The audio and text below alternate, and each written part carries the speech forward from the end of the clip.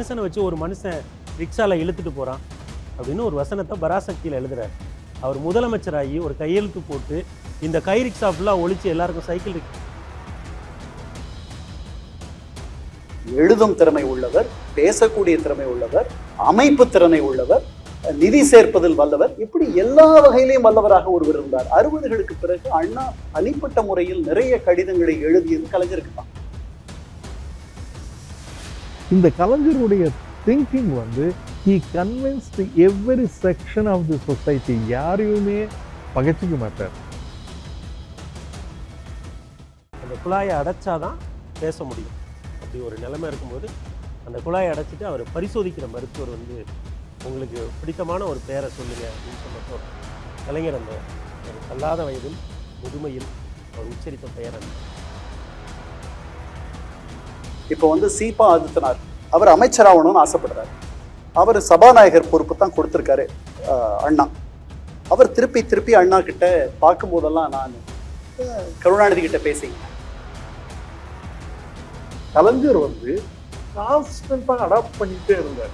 Okay, Bill Gates இந்தியாவுக்கு வரும்போது அவர் meet பண்ண ஒரே ஒரு லீடர் வந்து கலைஞர் தான்.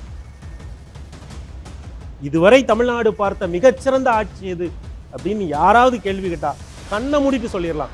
1996 இருந்து 2001 வரை கலைஞர் கொடுத்த ஆட்சி தான் தமிழகத்தில் மிகச்சிறந்த ஆட்சி. இந்தியாவிலேயே யூனிவர்சல் பப்ளிக் டிஸ்ட்ரிபியூஷன் சிஸ்டம் எங்குமே கிடையாது. இப்போ உங்களுக்கும் ரேஷன் கார்டு இருக்கு, நம்ம கலெக்டருக்கும் ரேஷன் கார்டு இருக்கு, எனக்கும் ரேஷன் கார்டு இருக்கு.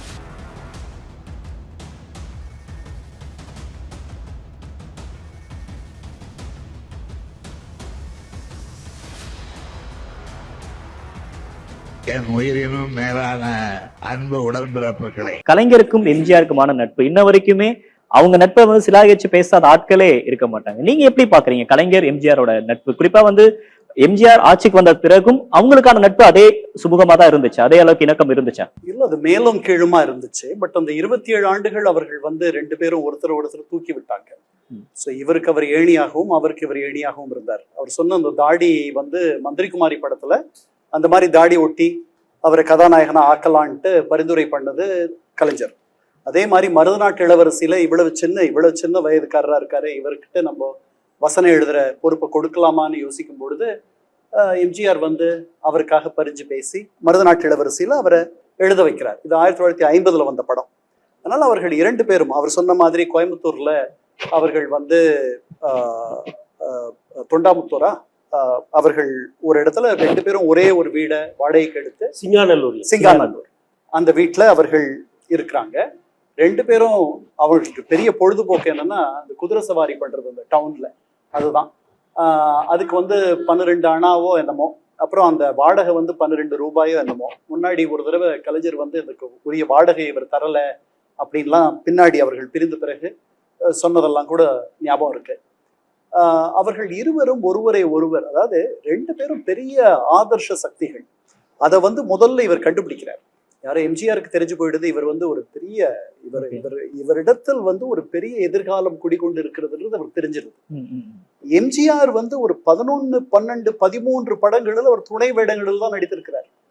ஒரு 10, 11 வருஷம் அவர் வந்து கதாநாயகனாக ஆகிற முயற்சி வந்து பலிக்கல.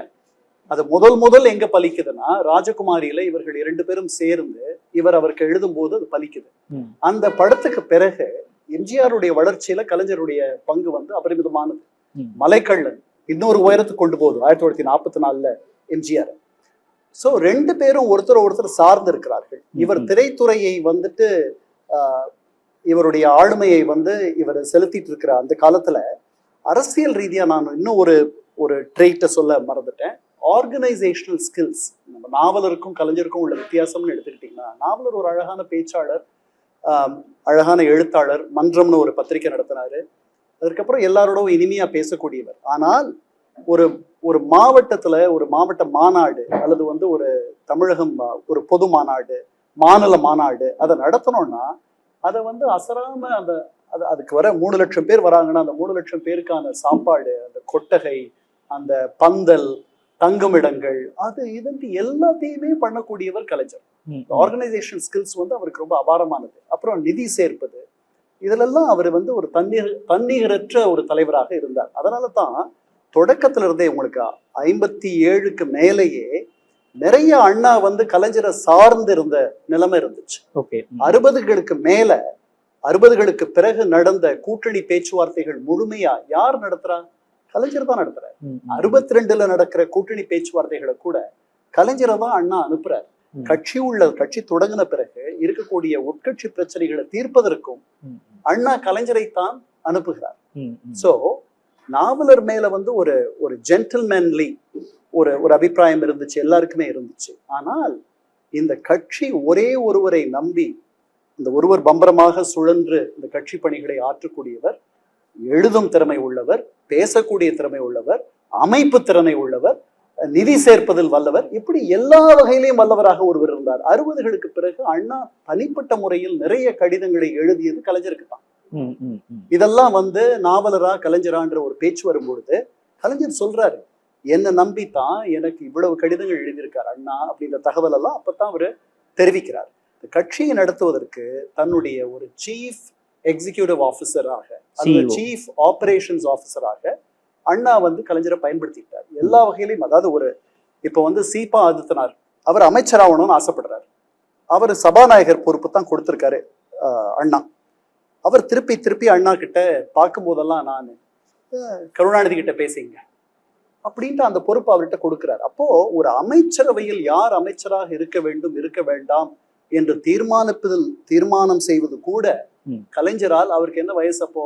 67ல 42 வயது, 69ல 44 வயது. ஒரு 42 வயது இளைஞரிடத்தில் அவரை விட ஒரு 15 வயது மூத்த அண்ணா இவ்வளவு பெரிய ஒரு சுமையை அவர் தலையில் இறக்கி வைக்கிறார். இப்ப சார் பெருமாள்மணி சார் பேசுறப்ப ஒரு விஷயத்தை தொட்டு பேசினாரு. எம்ஜிஆர் கலைஞரான நட்பு அந்த 40 ஆண்டு காலம் வந்து அடித்தளம் அவ்வளவு ஸ்ட்ராங்கா இருந்துச்சு அப்படின்னு. எம்ஜிஆரோட மறைவை வந்து கலைஞர் எப்படி எதிர்கொண்டாருன்னு ஒண்ணு இருக்குல்ல சார், அது எப்படி அந்த நாள் கலைஞர் எப்படி எதிர்கொண்டார்? நீங்க பாக்கலாமே, இன்னைக்கு கூட யூடியூப்ல இருக்க அவர் வந்து ரொம்ப குரலெல்லாம் கம்மி பேசுறது, ரொம்ப அழகான ஒரு ட்ரிபியூட் கலைஞர் சொல்லியிருக்காரு. இந்த 27 ஆண்டுகள் அவர்கள் ரொம்ப அற்புதமான நண்பர்களாக இருந்தார்கள். அவர்களுக்குள் பிணக்கெல்லாம் வந்துச்சு பின்னாடி. இந்த 27 ஆண்டுகள் ஒரே சீரான நட்பு, ஆழமான நட்பு, ஒருவர் மீது ஒருவர் மிகுந்த காதலோடு இருந்த நட்பு அப்படின்ட்டுலாம் எல்லா நேரமும் சொல்லிட முடியாது. அவர்கள் வளர்ந்த காலங்களில் ஒருவருக்கு ஒருவர் துணையாக நின்றார்கள். ஆனால் 60களுக்கு பிறகு 2 பேரும் தனியான ஆளுமையாக உருப்பெற்ற பின் அவர்களுக்குள் ஈகோ கிளாஷஸ் அப்பவே வர ஆரம்பிச்சிருச்சு 60லேயே. இப்ப SSR வந்து நடிகர் சங்கத்தினுடைய தலைவராக நிறுத்த வேண்டும் என்று நிறுத்துகிறார்கள். அவருக்கு துணை நிற்கிறார் கலைஞர். SSR வரக்கூடாது அப்படின்ட்டு எம்ஜிஆர் வேலை செய்யறார் அப்படின்னு கலைஞர் போய் அண்ணா கிட்ட போய் கம்ப்ளைண்ட் பண்றாரு. இதெல்லாம் 60களில் நடக்குது. அதனால அவர்களுக்குள் மேலும் கீழுமாக அவர்கள் தனி ஆளுமைகளாக வந்து விட்டார்கள். 50களிலேயே உங்களுக்கு மலைக்கடன் வந்த பிறகு, குறிப்பா நாடோடி மன்னன் வந்த பிறகு, 58க்கு பிறகு எம்ஜிஆர் எங்க போனாலும் அவருக்கு வந்த கூட்டம் வேறு யாருக்கும் வரவில்லை. அதை நீங்க தெளிவா புரிஞ்சுக்கணும். சரிதானே? அண்ணாவுக்கு மட்டும்தான் வந்துச்சு. அண்ணா பேசிட்டு இருக்க கூட்டத்துல கூட எம்ஜிஆர் வந்தார்னா அண்ணா பேச்சு தடைப்பட்டுரும். இது 2-3 தடவை நடந்திருக்கு. இதை மற்றவர்கள்லாம் ரசிக்கல. அப்படி ரசிக்காத முக்கியமான ஆள் யாருன்னா சொல்லின் செல்வர் சம்பத். அவர் வந்து அதை பத்தி கடுமையாவே நடிகர்களும் திரைத்துறையினரும் வந்து இந்த கட்சியை கைப்பற்றிட்டாங்கன்னு சொல்லிட்டு தான் 61ல அவர் கட்சியை விட்டு வெளியே போறார். அதனால 27 ஆண்டுகள் இவர்களுக்குள் தொடக்க காலத்தில் மிகுந்த ஆழமான ஒருவருக்கு ஒருவர் துணை செய்யக்கூடிய நட்பு இருந்தது. 2 பேரும் வளர்த்து விட்டார்கள். இதெல்லாம் நடந்துச்சு. 60களுக்கு பிறகு அவர்களுக்குள் ஒரு சராசரி நட்பு இருந்துச்சு. இவர் ஒரு துறையில இருந்தார். இந்த நட்பு எப்போ ஒரு கிளைமேக்ஸை ரீச் பண்ணுச்சுன்னு நீங்க பாத்தீங்கன்னா அண்ணாவுடைய மறைவுக்கு பிறகு. அப்போ எம்ஜிஆர் வந்து மிக அழகாக தன்னுடைய ஆதரவை கலைஞர் பால் திருப்புகிறார். ஏன்னா அவரை வந்து கொண்டு வந்து முதல்வராக ஏற்றுகிறார். முதல்வராக கொண்டு வந்த பிறகு கட்சி தலைவராகவும் அவர் ஆவதற்காக எம்ஜிஆர் ஒரு புது கருத்தை சொல்றாரு. அவர் என்ன சொல்றாரு? தலைமை என்பது 2 பக்கமாக பிரிந்திருக்க கூடாது. ஆட்சியில் இருப்பவர்களே கட்சியினுடைய தலைவராகவும் இருக்கணும். அப்படி இல்லாத போய் தான் காங்கிரஸ் வந்து இப்படி ஆயிடுச்சு அப்படின்லாம் ஒரு புது கருத்தை சொல்றாரு. அதற்கு பதிலாக கலைஞர் என்ன பண்றார்? கட்சியினுடைய 3வது பெரிய பொறுப்பான பொருளாளர் பொறுப்புக்கு அதுவரை பெரிய பொறுப்புகளில் இல்லாத எம்ஜிஆரை கொண்டு வந்து நிறுத்துகிறார். அதற்கு பிறகு இந்த 2 இடம் வந்த பிறகு அவர்கள் முதல்வர் ஆயிடுறார், இவர் பொருளாளர் ஆயிடுறார். எம்ஜிஆரை தனிமைப்படுத்துவதாக எம்ஜிஆருக்கு ஒரு எண்ணம் வந்துவிடும். அதுல இருந்தா உங்களுக்குள்ள அந்த ஒரு பிரிவுகள் வர ஆமா. ஆரம்பிக்குது. கலைஞருக்கு என்ன தோணுதுன்னா, கலைஞருக்கு வந்து தனக்கு, அதாவது அண்ணா அதை தாங்கிக் கொள்ள முடிஞ்சது. அண்ணா வந்து எம்ஜிஆருடைய புகழையோ அவருக்கு கூடிய அந்த பெரும் கூட்டத்தை பற்றியோ அவர் கொஞ்சமும் அண்ணா ரெண்டு பேரும் சரிசமமா தான் பார்த்தாரா? கலைஞரையும் எம்ஜிஆரையும் சரிசமமா அதை வச்சு பார்த்தாரா? இல்ல கலைஞர் அவருக்கு ரொம்ப நெருக்கமா இருந்ததாகத்தான் நான் நினைக்கிறேன். கலைஞர் வந்து அவரோட செலவு பண்ண நேரங்கள் ரொம்ப அதிகம். ஆனால் எம்ஜிஆருடைய ஆளுமையும் அவருடைய செல்வாக்கும் அண்ணாவுக்கு மிகவும் புரிந்திருந்தது. அதனால he always kept Anna MGR in good humor. அமைச்சரவை அமைக்கிறதையே அவர்கிட்ட பட்டியல் அனுப்பி இவங்களெல்லாம் அமைச்சராக்கலாமான்னு கேட்கிறார். அப்ப ரொம்ப முக்கியத்துவம் வாய்ந்த ஒரு நபராக தான் இருந்திருக்காரு. அவர் ஆட்சிக்கு வந்ததுக்கு எம்ஜிஆர் ஒரு காரணம்னு நினைக்கிறார். ஓகே, பிரபாகர் சார், இப்ப தமிழ்நாட பாக்குறப்ப மத்த ஸ்டேட்டோட வந்து நம்ம ஒப்பிடவே கூடாது, வெளிநாட்டோட நீங்க ஒப்பிடுங்க, சிங்கப்பூரோட ஒப்பிடுங்க அப்படின்ற மாதிரி நம்ம நிறைய உதாரணங்கள் வந்து சொல்றோம். ஆனா நம்ம வந்து சுதந்திரம் அடைஞ்சப்ப நம்ம வந்து ரொம்ப ஈக்குவலா பசி நம்ம கிட்ட இருந்துச்சு, வறுமை இருந்துச்சு, ஜாதிய ஏற்றத்தாழ்வுகள் பிரச்சனைகள் இங்க தமிழ்நாட்டுல இருந்துச்சு. அதையெல்லாம் உடைச்சு தமிழ்நாடு இன்னைக்கு இவ்வளவு பெரிய ஒரு இடத்துக்கு வந்திருக்கிறதுக்கு எது மாதிரியான திட்டங்கள்லாம் வந்து நம்மள வந்து உருவாக்குனுச்சு? இது ரொம்ப இம்பார்ட்டன்ட். 35 திட்டங்கள் இந்தியாவிலேயே முதல் தடவை 1971 தான் சிப்காட் ஆரம்பிக்கிறோம். Small scale industry, development of small scale industry 1971 தான் ஆரம்பிக்கிறோம். அது ரெண்டும் கலைஞர் இருக்கும்போது தான் ஆரம்பிச்சது. அதே போல இந்த ஆட்டோ இண்டஸ்ட்ரி, இப்ப நீங்க இந்தியாவில் பாத்தீங்கன்னா மேக்சிமம் ஆட்டோ இண்டஸ்ட்ரி நம்ம தமிழ்நாட்டில் தான் இருக்கு. இதுக்கு காரணம் கான்ஸ்டன்ட் அடாப்டபிலிட்டி. கலைஞர் வந்து கான்ஸ்டன்டா அடாப்ட் பண்ணிட்டே இருந்தார். ஓகே, பில்கேட்ஸ் இந்தியாவுக்கு வரும்போது அவர் மீட் பண்ண ஒரே ஒரு லீடர் வந்து கலைஞர் தான். ஓகே, ஏன் பில்கேட்ஸ் வந்து இந்தியாவுல இத்தனை சீஃப் மினிஸ்டர்ஸ் இருக்கும்போது ஏன் கலைஞரை வந்து பார்க்கணும்? ஏன்னா கலைஞருடைய adaptability, how he adapts to the new situation. And அதுல வந்து இந்த 1991 நம்மளுடைய இந்தியாவில் பொருளாதார நம்ம வந்து we have gone for economic growth. அதை முதல்ல புரிஞ்சுக்கிட்ட ஒரே ஒரு மனிதர் கலைஞர். மிச்ச ஏரியாவில் எல்லாமே என்ன நினைச்சாங்க, இதனால நமக்கு காம்படிஷன் வரும் இந்த மாதிரி நினைச்சாங்க. ஆனா முதல்ல அவர் எதிர்த்தாலும் 1992 இருந்து கண்டினியூஸா he started supporting the industrialization. அதனாலதான் நமக்கு வந்து இண்டஸ்ட்ரியல் பார்க்ஸ் வந்திருக்கு. எல்லாமே அந்த அந்த சமயத்துல வரக்கூடிய இண்டஸ்ட்ரியல் growth வந்து ஹையஸ்டா நடந்திருக்கு. இது கம்பைன்டு வித் தட் இந்த கான்ஸ்டன்டா இந்த சோஷியல் ஜஸ்டிஸ், இந்த சோஷியல் ஜஸ்டிஸ டோட்டலா இது பண்ணது வந்து கலைஞர் தான். இந்த கலைஞர் என்ன பண்ணாருன்னா இந்த சோஷியல் ஜஸ்டிஸை இனி எது வரைக்குமே விடவே இல்லை அவர். நீங்க இந்தியாவில் இப்ப யாரு நினைச்சாலும் இப்போ ஒரு கர்நாடகாவில் பேக்வர்ட் கம்யூனிட்டிஸ் பண்ணணும்னு சொன்ன உடனே ஒரு மாசத்துல திரும்பி மாறிடுறாங்க. எப்பவுமே இந்த மாதிரி இடஒதுக்கீடு வந்து சரியாகவே வரல எந்த இடத்துலயுமே.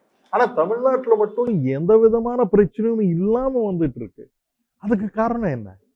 ஏன்னா என்னுடைய சார் சொன்ன மாதிரி he convinced all sections of society, in the top rich society, middle class, as well as the lower classes of the society, மூணு பேருமே கன்வின்ஸ் பண்ணாரு. இதுக்கு வந்து ஹையஸ்ட் இன்கம் வந்து 3,50,000 rupees in தமிழ்நாடு, லோயஸ்ட் வந்து 70,000. ஒரு 5 மடங்கு தான் அதிகம் லோயஸ்ட்டுக்கும் ஹையஸ்ட்டுக்கும்.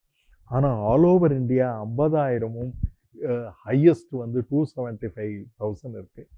இதில் பார்த்தீங்கன்னா இந்த ஏற்றத்தாழ்வுகளை கண்டினியூஸாக மானிட்டர் பண்ணி அதுக்கு ஏற்ற மாதிரி திட்டங்களை தீட்டி கொண்டிருந்தார். எது மாதிரியான திட்டங்கள் சார்? உதாரணம் சொல்லலாமா? உதாரணம், ஆஃப்டர்நூன் மீல்ஸை கண்டினியூ பண்ணார், ஸ்கூல் மீல்ஸை கண்டினியூ பண்ணார், பெண்களுக்கு ரைட்ஸை கொடுத்தாரு, அந்த ரைட்ஸை எல்லாருக்கும் கொடுத்தாரு. நம்பர் 3, வீடு கட்டி கொடுத்தார், ஹவுசிங் ஃபார் எஸ்சி எஸ்டி அவங்களுக்கெல்லாம் ஹவுசிங் பண்ணி கொடுத்தாரு. இந்த மாதிரி நீங்க எடுத்து பார்த்தோம்னா எந்த திட்டம் இல்லைன்றது நீங்க பார்க்கலாம். எஜுகேஷன் வைஸ் மேக்ஸிமம் இன்னைக்கு 250 பேருக்கு ஒரு டாக்டர் இருக்காங்க. PHCs 2.6 PHCs for 1 lakh population, highest in India. நீங்க டோட்டல் ஃபெர்டிலிட்டி ரேட் பார்த்தீங்கன்னா இந்தியாவிலேயே லோயஸ்ட் 1.4 தமிழ்நாட்டில் வந்துருச்சு. இது காரணம் என்ன? Empowerment of women. இந்த எம்பவர்மெண்ட் ஆஃப் விமன் எப்படி வருது? By constantly giving them importance for education. இது எப்படி கொண்டு வந்தாரு? இது பை கான்ஸ்டன்ட் ரிசர்வேஷன். இந்த விமனுக்கு ரிசர்வேஷன் 30% இது ஒர்க்கில் ரிசர்வேஷன் கொடுத்தாரு. இதனால என்ன ஆகுதுன்னா இந்த என்டையர் கவர்மெண்ட் வந்து கான்ஸ்டன்டா it is sensitive towards the people. மக்களுடைய கஷ்டங்களுக்கு ஏத்த மாதிரி மாறிக்கிட்டே இருந்தார். அந்த சமூக நல திட்டங்களை வந்து நீங்க அரசியல்ல இருந்து அந்த திட்டங்கள்லாம் நீங்க கொண்டு வந்து செயல்படுத்துறப்ப அதுல நிறைய சிக்கலும் இருக்குல்ல சார்? எல்லாரும் அதை ஏத்துக்க மாட்டாங்க அப்படின்னு ஒரு மனப்பக்குவம் இருக்குல்ல, அதெல்லாம் எப்படி கலைஞர் எதிர்கொண்டார்? இது வந்து கலைஞருடைய திறமையே அதுதான். ஏன்னா எல்லாரையுமே கன்வின்ஸ் பண்ணிட்டு இருந்தார். இந்த சமுதாயத்தில் இருக்கிற மேல்தட்டு மக்களையும் இந்த மாதிரி நீங்க பண்ணா உங்களுக்கு தான் நல்லது என்ற ஒரு ஃபீலிங்கை அவங்களுக்கு கொண்டு வந்தார். அதனாலதான் ஒரு பெரிய எதிர்ப்புகள் வராம இருந்தது. அதனால வரக்கூடிய பெனிஃபிட்ஸும் இந்த சொசைட்டி அதுக்கு நிறைய பார்த்துருக்கு. அதனால வந்து இந்த கலைஞருடைய திங்கிங் வந்து he convinced every section of the society. யாரையுமே பகைச்சிக்க மாட்டார். he will not allow anybody. for example, Hindu Ram இனி வரைக்கும் ஹிந்து பத்திரிகை இனி வரைக்கும் he is still an admirer of Kalaignar family. அது எப்படி? அதே மாதிரி நிறைய பேர் கலைஞருடைய அட்மிரேஷன் எப்படி வருதுன்னா, ரீசெண்டா நீங்க பார்த்திருப்பீங்க எஸ்பி சேகர் அவரை கடுமையாக கலைஞரை விமர்சித்தார். ஆனா அவரும் கலைஞர் என்ன ரொம்ப நல்லா பார்த்துக்கிட்டாரு அப்படின்னு சொல்லிட்டு சொல்றாரு. இந்த ஒரு தன்மை வந்து தான் அவரை வந்து கன்சிஸ்டண்டா ஒரு தலைவராக வச்சிருக்கு. அதே மாதிரி இத பெரியாருக்கு இருக்கிற ஒரு பெரிய ஸ்ட்ரென்த் என்னன்னா, அவர் ஒரு தடவை அவர் நினைத்து விட்டால் அதிலேயே ஸ்ட்ராங்காக இருப்பார். அந்த sustainability until his death he believed in what he said. அதுதான் கலைஞருடையதும். அவருக்கு வந்து அவர் என்ன சொல்கிறாரோ அதை முழுமையாக அவரே நம்பினார். ஆனா அந்த தன்மை நிறைய பேர் லீடர்ஸு கிடையாது. அவங்க சொல்றதும் அதை அவங்களே நம்புறதும். இந்த மக்கள் 1947 அவர் நினைச்சாரா இந்த மாதிரி பீப்புள் எல்லாம் வருவாங்க, இந்த மாதிரி டாப் மோஸ்டா தமிழர்கள் உலகத்துல இத்தனை இடத்துக்கு போவாங்கன்னு சொல்லி யாருமே நினைச்சு பார்க்கல. ஆனா இன்னைக்கு பார்த்துருக்கோம். இன்னைக்கு டெஸ்லா கம்பெனியே உடைய சாஃப்ட்வேர் நடத்துறவர் he is from வில்லுப்புரத்திலிருந்து வந்த ஒரு இன்ஜினியர் ஒரு டெஸ்லா கம்பெனியுடைய சாஃப்ட்வேரை எப்படி கொண்டு வர்றாரு? அவர் பேர் அசோக் எல்லுசுவாமி. இது வந்து கலைஞர் அப்போவே விஷுவலைஸ் பண்ணாரு. இவங்களுக்கு இல்லாதது என்ன என்றால் self concept and self respect. இந்த செல்ஃப் ரெஸ்பெக்டும் செல்ஃப் கான்செப்டும் கொடுத்தோம்னா எல்லாமே நடத்தலாம்னு சொல்லி வந்தாரு. அதே மாதிரி பப்ளிக் டிஸ்ட்ரிபியூஷன் சிஸ்டம், இந்த free rice, free things given இந்த ரைஸ் பெர் மந்த் 2000 rupees ஆகுது கவர்மெண்ட்டுக்கு செலவு. அது கொண்டு வந்தது கலைஞர் தான். பப்ளிக் டிஸ்ட்ரிபியூஷன் சிஸ்டம்ல இந்தியாவிலேயே யூனிவர்சல் பப்ளிக் டிஸ்ட்ரிபியூஷன் சிஸ்டம் எங்குமே கிடையாது. இந்தியாவில் நீங்க எங்க பார்த்தாலும் யூனிவர்சல் கிடையாது. தமிழ்நாட்டில் தான் யூனிவர்சல். இப்போ உங்களுக்கும் ரேஷன் கார்டு இருக்கு, நம்ம கலெக்டருக்கும் ரேஷன் கார்டு இருக்கு, எனக்கும் ரேஷன் கார்டு இருக்கு. யூனிவர்சலா நம்ம கொடுக்கலாம்னு நினைக்கிற சில இது யூனிவர்சலா கொடுத்தாரு, சில பேருக்கு டார்கெட்டட் இன்வெஸ்ட்மெண்ட்டா பண்ணாரு. இந்த ஒரு kind of mix of thinking இருக்கு பாருங்க, அது ஒரு rarest trait of a leader. தொடர்ந்து பேசலாம் சார். இப்போ பாலிசி மேக்கர்ஸ் அப்படின்னு பார்க்குறப்ப நம்ம பெரியார்ல இருந்தே தொடங்கணும்னு நினைக்கிறேன். பெரியார், அண்ணா, கலைஞர் அப்படின்னு சொல்லிட்டு இந்த தமிழ்நாட்டை அடுத்த கட்டத்துக்கு கொண்டு போனதுல இந்த தலைவர்கள்ல இவங்க இந்த ஸ்கீம்ஸ் வந்து ரொம்ப பெஸ்ட்டானது அப்படின்னு நீங்க எதை பட்டியலிடுவீங்க? இப்போ கலைஞருடைய திட்டங்கள் அப்படின்னு நீங்கள் ஆரம்பிச்சிங்கன்னா, அவருக்கு ஒரு கனவு இருக்குது. அவர் ஒரு திரைப்பட வசனகர்த்தாவாக இருக்கும்போது ஒரு விஷயம் எழுதுறாரு பராசக்தி படத்தில். ஏன்னா சென்னை ஊர் இது, ஒரு மனுஷனை வச்சு ஒரு மனுஷன் ரிக்ஷாவில் இழுத்துட்டு போகிறான் அப்படின்னு ஒரு வசனத்தை பராசக்தியில் எழுதுறாரு. அப்போ அவருக்கு வயசு என்ன? 1924 பிறகுறாரு. 1952 பராசக்தி படம் வருது. 30 வயதுக்கு கீழே இல்லையா? கையில் ஒரு மனுஷனை வச்சு ஒரு மனுஷன் இழுத்துட்டு போகிறான், இது ஒரு ஊராடா அப்படின்னு கேட்குறான். ஒரு கதாபாத்திரம் இன்னொரு கதாபாத்திரத்திட்ட பேசுகிற மாதிரி வருது. ஆனால் அவர் முதலமைச்சராகி ஒரு கையெழுத்து போட்டு இந்த கை ரிக்ஷா ஃபுல்லாக ஒழிச்சு எல்லாருக்கும் சைக்கிள் ரிக்ஷா கொடுத்தார். அந்த சைக்கிள் ரிக்ஷாக்காரங்களுக்கு எம்ஜிஆர் மலைக்கோட்டு கொடுத்தார், ரெயின் கோட் கொடுத்தார். அது வேற, அது வந்து ஒரு நீட்சி. இப்படி தான் அங்கே போயிருக்கு. திட்டங்கள்னா ஒருத்தரோட கனவுல ஒன்று இருக்குது, அதை வந்து அவர் நிறைவேற்றுறது. இது ஒரு உதாரணம். இன்னொன்று அவருக்கு வந்து பார்த்தீங்கன்னா, கலைஞர் அப்படின்றத நீங்கள் எப்படி புரிஞ்சுக்கலாம்னா 2 விஷயம். ஒன்று, நகர்த்திக்கிட்டே இருந்தார், தகவல்களை அவர் கடத்திக்கிட்டே இருந்தார், ஒரு விஷயம். 2வது, ஆட்களை அவர் கடத்திக்கிட்டே இருந்தார். போக்குவரத்தில் அவருக்கு அதீதமான கவனம் இருந்தது. வந்த உடனே எல்லாம் அவருக்கு அது தனிப்பட்ட ஒரு காரணம் வேற இருக்கு, ஏன்னா தஞ்சாவூர். ஆனால் கலைஞர்கிட்ட வந்து முதல்ல போக்குவரத்து சார்ந்த விஷயங்கள்ல பெரிய பெரிய போக்குவரத்து நிறுவனங்களெல்லாம் அரசுடைமையாக்குனார். மினி பஸ் அவர் தான் கொண்டு வந்தார், அரசு போக்குவரத்தை அதை மாத்துறாரு. அது மட்டும் இல்லை, அவருக்கு வந்து இந்த போக்குவரத்து நகர்வு அப்படின்னு ஒன்று இருக்குல்ல, ஒன்றை கடத்துவது அப்படின்னு இருக்குல்ல, ஆட்களை கடத்துவது, செய்தியை கடத்துவது, தகவலை கடத்துவது, கொள்கைகளை கடத்துவது, இதிலெல்லாம் அவருக்கு நம்பிக்கை இருந்தது. அதான் கலைஞர். அப்படின்னா அங்கே அவர் போக்குவரத்து நாட்டுடைமையாக்குனது மட்டும் கிடையாது, திரும்ப ஒன்று பண்ணார். 2வது, அதாவது இதுவரை தமிழ்நாடு பார்த்த மிகச்சிறந்த ஆட்சி எது அப்படின்னு யாராவது கேள்வி கேட்டா கண்ணை மூடிட்டு சொல்லிடலாம். 1996 2001 வரை கலைஞர் கொடுத்த ஆட்சி தான் தமிழகத்தில் மிகச்சிறந்த ஆட்சி. ஏனென்றால் அதுதான் நவீன தமிழ்நாட்டுக்கான வித்தை. அந்த ஆட்சியில தான் அவர் விதை. 2001 தோல்வி அடைஞ்சாங்க திமுக. அதுல வேற, அது அரசியல். 2001 அவர் தோல்வி அடைந்த போது அன்றைக்கு உளவுத்துறை பொறுப்பில் இருந்த பிசி அலெக்சாண்டர்ட்ட கலைஞர் கேட்க தான் செஞ்சார். முடிவுகள் வந்தப்போ நம்ம நல்லா தானே ஆட்சி பண்ணோம், ஏன் தோல்வி? அதெல்லாம் அவருடைய எமோஷனல் சைடு, அதெல்லாம் அவர் ஏத்துக்கிட்டார். ஆனால் 96 2001 வரை உள்ளதுதான் தமிழகத்தின் மிகச்சிறந்த ஆட்சி. அதற்கு எந்த மாற்று கருத்துமே கிடையாது. பேருந்து அரசுரிமை ஆக்கிட்டாரு. அதற்கு அடுத்து ஒரு டேம் வரும்போது என்ன பண்றாரு? ஓகே, பேருந்து அரசுரிமை ஆயிடுச்சு, எல்லா பிள்ளைங்களும் ஸ்கூலுக்கு போகணும்ல, இந்தா பஸ் பாஸ் வச்சுக்கோ அப்படின்னு சொல்லி எல்லாருக்கும் பஸ் பாஸ் கொடுக்குறாரு. பேருந்து மட்டும் அரசுரிமை ஆக்கல, சென்னையில் பறக்கும் ரயில் திட்டம் அப்படின்னு சொல்லி ஒன்று கொண்டு வர்றார். அப்போ இந்த சாதாரண ரயிலுக்கும் இன்றைக்கு இருக்கக்கூடிய மெட்ரோவுக்கும் இடையில கலைஞர் ஒன்றை கனவு கண்டாரு, பறக்கும் ரயில்னு ஒன்றை கொண்டு வரலாம் அப்படின்னு. இன்னொன்று, அவருக்கு சிந்தனைகளை, அறிவை, தகவலை கடத்துகிறது. முரசொலிங்கிறது ஒரு பத்திரிக்கை. அந்த பத்திரிக்கையை அன்றைக்கு திராவிட இயக்கத்தில் இருந்த எல்லாருமே ஒரு பத்திரிகை நடத்தினாங்க. நெடுஞ்செழியன் ஐயா ஒரு பத்திரிகை நடத்தினாரு, அண்ணா ஒரு பத்திரிகை நடத்தினாரு. பத்திரிகை நடத்தாத திராவிட இயக்க தலைவர்களே கிடையாது.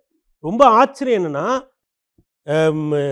கலைஞர் அவர்களுடைய அமைச்சரவையில் அமைச்சராக இருந்த ஆற்காடு வீராசாமி அவர்கள் கூட ஒரு பத்திரிகை நடத்தினார். இதை எதற்காக நான் சொல்லுகிறேன் என்றால், அன்றைக்கு பத்திரிகை நடத்துவது என்பது இன்றைக்கு யூடியூப் சேனல் நடத்துவது போன்றது. தமிழ்நாட்டுக்கு அப்படி ஒரு அறிவு தேடல் ஒன்று இருந்திருக்கிறது. ஆனால் அந்த பத்திரிகைகளில் எல்லாம் முதல் பத்திரிகையாக கொண்டு வந்து முரசொலியை அவர் நிறுத்திய விதம் இருக்குல்ல. இவ்வளவு பத்திரிகைகள் இருக்கிற போதும் முரசொலியை அவர் வந்து இளைய தலைமுறை, அந்த தன்முனைப்பு. கலைஞர் எல்லா இடத்துலையுமே ஒரு தன்முனைப்போடவே இருப்பார். இந்த இடத்துல நம்மளை எப்படி முன்னிலைப்படுத்திக்கிறது, இந்த ஏனால் அவர் ஆரம்பத்திலே சொல்றாருல, நான் ஒரு மிக மிக மிக ஒடுக்கப்பட்ட ஒரு சமூகத்திலேருந்து வர்றேன் அப்படின்னு சொல்றாரு. அவர் அவர் அவர் பல்வேறு சமூக இன்னல்களை, சமூக அவலங்களை தாங்கி தான் அவர் வராரு. அப்ப எல்லா இடத்துலையுமே அவருக்கு வந்து ஒரு தன்முனைப்பு உண்டு. அந்த தன்முனைப்புல தான் அவர் முரசொலியை கொண்டு வந்து முன்னாடி நிறுத்துறாரு. அந்த முரசொலிங்கிறது என்னது? ஒரு தகவல் பரிமாற்றத்திற்காக அவர் கையில வச்சிருக்கிறது. அப்புறம் எல்லா பஞ்சாயத்துகள்லையும் ஒரு வானொலி பெட்டிக்கு ஒரு அறை கட்டினார். வானொலி பெட்டிக்கு ஒரு அறை கட்டி வானொலி பெட்டியை வச்சார். எல்லாம் வானொலி பெட்டி கேளுங்கடான்னு. அப்புறம் 96 ஆட்சிக்கு வரும்போது அந்த வானொலி பெட்டியை பஞ்சாயத்து டிவின்னு 40 வயதுக்கு உட்பட்டவர்களுக்கு ஞாபகம் இருக்கும், பஞ்சாயத்து டிவின்னு ஒன்று வச்சாரு. பஞ்சாயத்து டிவினா என்ன, இந்த தகவல் எங்க போய் சேரணும், தகவல் பரிமாற்றத்தின் மேல அவருக்கு இருந்த அக்கறை, அதை பஞ்சாயத்து டிவின்னு ஒன்று கொண்டு வந்து வச்சார். அதற்கு பிறகு எல்லா வீடுகளுக்கும் இலவச தொலைக்காட்சி கொடுப்பேன் அப்படின்னு சொல்லி கொடுத்தார்.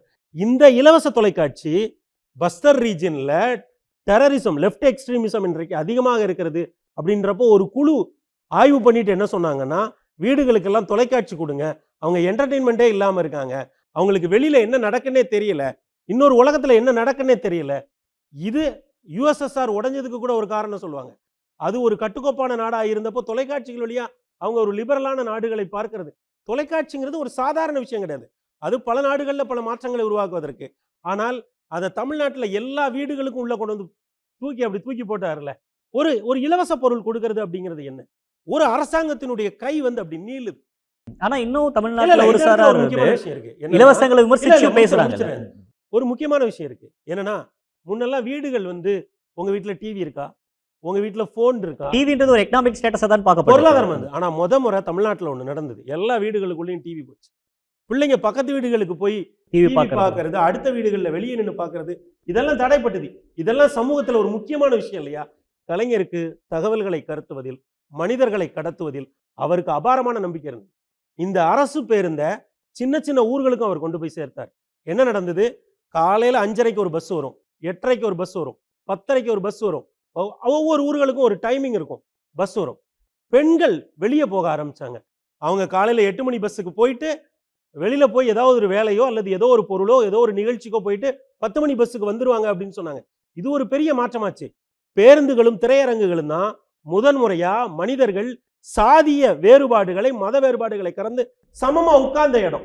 ஒரு காலகட்டத்தில் உங்களுக்கு ஞாபகம் இருக்கா, என்ன போராட்டம் வந்தாலும் பஸ்ஸை துவை எரிச்சிட்டு இருப்பாங்க. எதுக்கு? அது ஒரு சமத்துவத்தின் அடையாளம். அதை அரசுடைமையாக்கினது யாரு? கலைஞர். கலைஞர் என்பவர் ஒவ்வொரு விஷயத்தையும் திட்டமிட்டு இப்படி இந்த சமூகம் அடுத்த கட்டத்தை நோக்கி நகர்வதற்கு என்னென்ன பண்ணணுமோ எல்லா வேலைகளையும் அவர் பண்ணார். ஆனால் இவ்வளவு விஷயங்களையும் பண்ணிய கலைஞர் தன் வாழ்க்கையின் மூலம் ஒரு செய்தியை சொன்னார். என்னன்னா, இந்தியாவிலேயே ஸ்ட்ரீட் ஹவுஸ்ல வசித்த ஒரே முதலமைச்சர் கலைஞர் தான். பிரணாப் முகர்ஜி ஒரு தடவை வந்து பார்த்துட்டு சொன்னார், என்ன ஸ்ட்ரீட் ஹவுஸ்ல இருக்கீங்க அப்படின்னு சொன்னார். அவருடைய வீடு இருக்குல்ல, கோபாலபுரம் வீடு இருக்குல்ல, அதற்கு காம்பவுண்ட் சுவரே கிடையாது. நீங்க இன்னைக்கும் கோபாலபுரத்துக்கு போங்க, கோபாலபுரத்தில் அவர் வீடு கார்னர் வீடு. அந்த கார்னர்ல நீங்க தெரு ஓரத்தில் நின்று அவர் வீட்டு ஜன்னலை தொற்ற முடியும். யாருடைய வீட்டு ஜன்னலை? கலைஞர். எந்த கலைஞர்? தமிழ்நாட்டின் முதலமைச்சராக அதிக நாட்கள் இருந்த கலைஞர். அவர் ஒரு தெருமுனை வீட்டில் வசித்தார். இதுல பேசுறப்ப என்ன இல்ல இதுல என்ன தகவல் இருக்குன்னா, தமிழ்நாட்டில் அவர் ஒரு சிறிய வீட்டில் வசித்தது என்பது அன்றைக்கு தமிழ்நாட்டில் அமைச்சர்களாக இருந்தவர், மந்திரிகளாக இருந்தவர்கள், கட்சியில இருந்தவர்கள், இவர்கள் எல்லோருக்குமே ஒரு எளிமையை தன் வாழ்க்கையின் மூலம் கற்றுக் கொடுத்தார். இப்படிதான் நீங்க இருக்கணும், இப்படிதான் நீங்க இருக்க முடியும். தலைவரே ஒரு எளிய வீட்டில் தான் இருக்காரு. நீங்க ஒன்றை மறந்துடக்கூடாது, வட இந்தியாவில் போய் பாருங்க, முதலமைச்சர்கள் தங்களுடைய வீடுகளில் தங்கத்தால் அலங்கரித்திருப்பார்கள். அந்த அளவிற்கெல்லாம் முதலமைச்சர்கள் வாழ்ந்த காலத்தில் இவர் ஒரு எளிய தெருமுனை இல்லத்தில் வாழ்ந்தார். அது மட்டும் இல்ல, அவர் தனக்கு எதிரிகளே இருக்கக்கூடாதுன்னு நினைச்சார். ஏன் எதிரிகளே இருக்கக்கூடாது என்றால், அவர் சிறு வயதிலேயே ஒரு பெரிய பதவிக்கு வந்தார். அவர் யாரோட வேணாலும் காம்ப்ரமைஸ் ஆவார். அவரோடு பகைத்தவர்கள், அவரை கருத்துக்களால் எதிர்கொண்டவர்கள், அவரை கொள்கை ரீதியாக எதிர்த்தவர்கள், அவருக்கு எதிராக எந்த வேலைகளை செய்தவர்களாக இருந்தாலும் அவர் கைகுலுக்குவதற்கு ஒருபோதும் தயங்கியதில்லை. அது என்னன்னா, அவர் அதிகாரத்தை எவ்வளவு எளிதாக அவர் கையாண்டு இருக்கிறார் அப்படிங்கிறதுக்கு ஒரு உதாரணம் தான் அவர் எளிமை. குறிப்பா அரசு அதிகாரிகளை கலைஞர் எப்படி கையாண்டாரு, பத்திரிகையாளர்களை எப்படி ஹேண்டில் பண்ணுவாரு அப்படின்றதும் இன்ன வரைக்கும் அது ஒரு பேசல. அவர் எல்லா செக்ஷன் ஆஃப் பீப்புளோடையும் இணக்கமா தானே இருந்தாரு. நீங்க அவர் யாரோட இணக்கமா இல்ல அப்படின்னா, கலைஞரோட பிரஸ் மீட் இன்ன வரைக்கும் எல்லாரும் ஒரு உதாரணமா வச்சு, பத்திரிகையாளர்கள் புதுசா ஃபீல்டுக்கு வரவங்க கூட கலைஞர் எப்படி பிரஸ் அட்ரஸ் பண்ணுவார் தெரியுமா, இந்த கேள்விக்கு எப்படி பதில் சொல்லுவார் தெரியுமா அப்படின்ற மாதிரி. நீங்க அவ்வளவு ஏன் போறீங்க? அவர் எல்லாரும் எங்க சந்திப்பாரு? ஆட்களை கோபாலபுரத்துல அவர் வீட்டு படுக்கையறையில தானே சந்திப்பாரு இல்லையா? அது ஒண்ணும் பெரிய தனியாலாம் ஒண்ணும் கிடையாது. நீங்க தலைவர் ரெஸ்ட் எடுத்துட்டு இருக்காரு, இப்ப எந்திரிச்சிருப்பாரு போங்கன்னா, அவர் பெட்ல உட்காந்து ஒரு டீ குடிச்சிட்டு காஃபி குடிச்சிட்டு இருப்பாரு. உங்களை போய் எந்த தலைவர் அப்படி ஒரு வாழ்க்கையை தமிழ்நாட்டில் வாழ்ந்தது? நீங்க எந்த நேரத்துல வேணாலும் அவரை போய் நீங்க பார்க்க முடியும், எந்த நேரத்தில், ஹைலி அக்சசபிள். ஆனால் இதுல நீங்க ஒண்ணு மறந்துடக்கூடாது, மிக இளம் வயதிலேயே அதிகாரத்துக்கு வந்த பிறகும் ஹைலி அக்சசபிள் அவர் இருந்தார், கடைசி வரைக்கும் இருந்தார் அவர். ஆனால் அவர்கிட்ட ஒரு மிகப்பெரிய பண்பு என்ன அப்படின்னா, அவர் கடைசி வரைக்கும் அண்ணாவை அவர் போற்றினார். அண்ணா மறுமலர்ச்சி திட்டம்னு ஒன்று கொண்டு வந்தார். அதெல்லாம் வேற. அவரால் இறுதி காலத்தில் பேச முடியாமல் ஆயிடுச்சு. அப்போ அந்த தொண்டையில் ஒரு குழாய் வச்சுருக்காங்க. இப்போ வந்து மருத்துவர் வந்து அந்த அந்த குழாயை அடைச்சாதான் பேச முடியும். அப்படி ஒரு நிலைமை இருக்கும்போது அந்த குழாயை அடைச்சிட்டு அவர் பரிசோதிக்கிற மருத்துவர் வந்து உங்களுக்கு பிடித்தமான ஒரு பேரை சொல்லுங்க அப்படின்னு சொன்னப்போ கலைஞர் அவர் தள்ளாத வயதில் முதுமையில் அவர் உச்சரித்த பெயர் அண்ணா இல்லையா? ஒரு அண்ணா ஒரு பெரியாரும் அண்ணாவும் தமிழகத்திற்கு வாராது வந்த ஒரு பெரும் தலைவர். அது ஒரு மேஜிக். அது ஒரு 100 வருஷம், ஒரு 1000 வருஷத்துக்கு ஒரு தடவை தான் அப்படி ஒரு மேஜிக் நடக்கும். நீங்க எப்போதுமே ஒன்று புரிந்து கொள்ள வேண்டும், ஒரு தலைவர் மட்டும் வந்தா அந்த லெகசி கன்னியூ ஆகாது. ராமகிருஷ்ண பரமஹம்சருக்கு பிறகு ஒரு விவேகானந்தர் வரணும். தமிழ்நாட்டில் ரமண மகரிஷின்னு ஒருவர் இருந்தார். அவருக்கு பின்னால விவேகானந்தர் மாதிரி ஒருத்தர் வரல. அதனால அது அப்படி நின்றுச்சு. ஆனால் ராமகிருஷ்ண பரமஹம்சர் விவேகானந்தர்னு ஒருத்தர் வரும்போது தான் அந்த லெகசி உலகம் முழுக்க போகும். காந்தி மட்டும் இருந்தா போதாது. காந்திக்கு பின்னாடி ஒரு நேரு வரணும். நேரு வந்தாதான் காந்தி இந்தியா முழுக்க பெரிய பர்சனாலிட்டியா மாறுவார். பெரியார் இருந்தார். பெரியார் மட்டும் இருந்தா போய் தமிழ்நாட்டுக்கு பத்தல. பெரியாருக்கு பின்னாடி அண்ணான்னு ஒருத்தர் வந்தார். ஆனால் தமிழ்நாட்டினுடைய ஒரு ஆகோல் 23 மாதங்கள்ல அண்ணா இறந்து போறார். அண்ணாங்கிற ஒரு அண்ணா என்பது ஒரு மேஜிக், ரியல் மேஜிக். அவர் யாரையும் பகைக்கல. அவர் அப்படி பிறந்தாரு காஞ்சிபுரத்துல, பெரியாரை வந்து சந்திச்சாரு, பெரியாரை சந்திக்கிறாரு, ஒரு கொள்கைகளால் ஈர்க்கப்படுகிறார். அப்படி 2 பேரும் போனாரு. அப்படி நடந்துட்டே இருந்தாரு. நேரா கோட்டையில போய் தான் நின்னாரு. கட்சி ஆரம்பித்த போது அவருக்கு 40 வயது. அன்றைக்கு அவர் கட்சியில இருந்தவர்கள் எல்லாமே 23, 24, 27 வயது இளைஞர்கள். அப்படி எல்லாரையும் கூட்டு வாங்கடா, எல்லாம் அதிகாரத்துக்குள்ள. நீங்கள் ஒன்றை மறந்து விடக்கூடாது, பெரியார் நமக்கு 1000 பேசி இருக்கலாம், ஆனால் அதிகாரத்திற்குள் கொண்டு அண்ணா நம்மை உட்கார வைத்ததால் தான் இன்றைக்கு வரைக்கும் இந்த நிலம் ஒடுக்கப்பட்டவர்களிடம், பிற்படுத்தப்பட்டவர்களிடம் இருக்கிறது. இல்லை என்றால் பெரியாருடைய சிந்தனைகள் அதெல்லாம் செயல் வடிவம் பெறாமலே கூட போயிருக்கும். ஆனால் கலைஞர் எங்கே எழுந்து நிற்கிறார் என்றால், பெரியாருங்கிறது ஒரு பெரிய லெகசி, அதுக்கு அடுத்து அண்ணாங்கிறது ஒரு பெரிய லெகசி. அவர் ஒரு 23 மாதங்களில் இறந்து போகிற பொழுது அப்படி அந்த கட்சி, அந்த ஆட்சி இதெல்லாம் அப்படி நிற்கிற பொழுது கலைஞர் அதை கையில் எடுக்கிறார். கலைஞர் அதை கையில் எடுத்து இந்த நிர்வாகம் எப்படி செயல்படுகிறது, டெல்லி எப்படி யோசிக்கும், சென்னை அப்ப எப்படி யோசிக்கணும், அவர் சொன்னது ஒன்னே ஒண்ணுதான். டெல்லி என்ன, அவருக்கு வந்து டெல்லியினுடைய பலம் அவருக்கு நல்லா தெரியும். அவர் அந்த பலம்லாம் தெரியாமலாம் இல்லை. பவர் வந்து அப்சல்யூட் பவர் கிடையாதுன்னு கலைஞருக்கு நல்லா தெரியும். பவர் வந்து ரிலேட்டிவ் தான். அந்த ரிலேட்டிவ் பவரை எவ்வளவு நல்லா பயன்படுத்த முடியுமோ அவ்வளவு சிறப்பாக பயன்படுத்தினார்.